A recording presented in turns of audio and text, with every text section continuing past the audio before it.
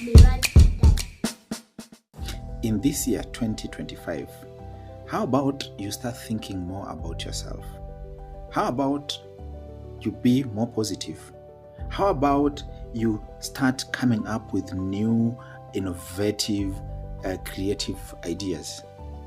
How about you cut off fake friends, drop negative energy? How about you be real? How about you don't focus so much on your biggest losses of 2024, but rather count and think about the small wins you had? How about you go to church? Well, no. How about you strengthen your relationship with God? How about you appreciate life and live each day at a time? How about you don't let anyone or life pressure you? Pressure wachia maji. Yeah? How about you set aside time to ask yourself, how about? How about you learn that one skill that will actually propel you to the next level? Master it to the best of your ability and make good use of it.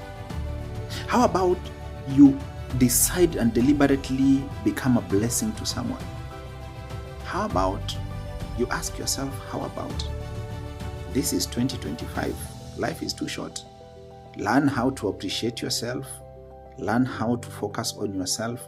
Learn how to look at your plans.